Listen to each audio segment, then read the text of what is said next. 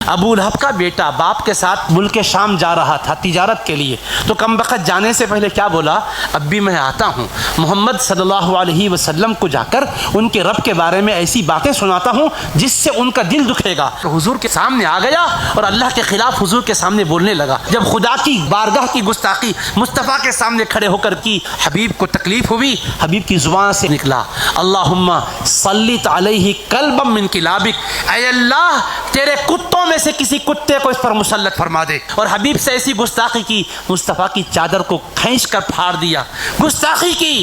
قلب مصطفیٰ دکھ گیا، حبیب کے قلب کو رنج پہنچا۔ حبیب نے کلمات کہے اللہم سلط علیہ کلبا من کلابک، اے اللہ اپنے درندوں میں سے کسی درندے کو اس پر مسلط کر دے۔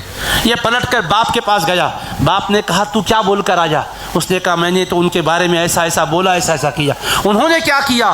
انہوں نے یہ جواب میں کہا کہ اے اللہ تو اس پر کسی درندے کو، کتے کو مسلط کر دے۔ تو وہ کہنے لگا ارے جو وہ بولتے ہیں وہ ضرور ہو کر رہتا ہے، اب تیری ہلاکت کا تو وقت آنے ہی والا ہے۔ اب وہ سفر میں جانے کا فیصلہ کر لیا تھا، اس کی حفاظت کرتے ہوئے لے کر گیا۔ ایک مقام پر پڑاؤ ڈالا تو وہاں کا راہب بولنے لگا ارے تم لوگ یہاں پر کیوں پڑاؤ ڈال رہے ہو؟ یہ زمین ایسی ہے، یہاں درندے، بھیڑیے، شیر ایسے ہی چلتے پھرتے ہیں جیسے بکریاں چلتے پھرتے نظر آتی ہیں۔ اب وہ ایسا وقت تھا یہاں سے کہیں جا نہیں سکتے تھے۔ اس نے کیا کیا؟ اپنی قوم کے لوگ جو ساتھ تھے ان کو جمع کیا، جمع کر کے کہنے لگا تم جانتے ہو میں بوڑھا ہو چکا ہوں، میرے بڑھاپے پر رحم کرو، میرا یہ لخت جگر ہے۔ اس کے بارے میں محمد صلی اللہ علیہ وسلم نے ایک خطرناک جملہ کہا ہے، مجھے ڈر ہے کہیں درندہ اس کو کھانا جائے، لہٰذا تم پورا ساز و سامان جمع کرو۔ وہ کہنے لگے تو سردار ہے، جو تو بولے گا ہم سننے کو تیار ہیں۔ سارا سامان جمع کر دیا قافلے والوں نے،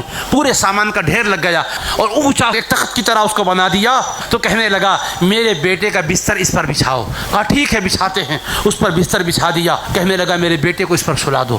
ٹھیک ہے کہہ کر سب نے اس کو چڑھا دیا، اس پر سلا دیا اور کہا تم آزو بازو اطراف سے اپنے اپنے بستروں کو لگاؤ، پہرا دیتے بھی رہو، تم اس کا خیال کرتے رہو، اس لیے کہ انہوں نے کہا تھا کوئی نہ کوئی درندہ اس کو کہیں کھا جائے گا، مجھے ڈر ہے۔ یہ کہہ کر پورا پہرا بٹھا دیا۔ اللہ کی شان، رات کا کچھ وقت گزر گیا، جنگل کے درندوں میں سے ایک درندہ آ گیا شیر، اور آ کر ایک ایک کو سونگنے لگا جو سو رہے تھے۔ ہر ایک کو سونگ رہا ہے چھوڑ رہا ہے، ہر ایک کو سونگ رہا ہے چھوڑ رہا ہے، سارے کے سارے اطراف سونے والوں کو سونگتا تھا۔ میں جس کو پھاڑنے والا ہوں یہ وہ نہیں ہے۔ اس سے معلوم ہوتا ہے کہ گستاخ میں جو بدبو ہے وہ الگ ہوتی ہے، اگر ایک جیسی ہوتی تو کسی کو بھی کھا سکتا تھا۔ سونگ کے چھوڑ رہا ہے تو پتہ کیا چلا گستاخی کی غلاظت اتنی خطرناک ہے، شیر بھی محسوس کرتا ہے۔ اس کے بعد ایسی چھلانگ مارا اور مار کر جہاں وہ سو رہا تھا وہاں پہنچا اور فوراً اس کو چیر کے ریزہ ریزہ کر دیا، خون بہہ گیا اس کا۔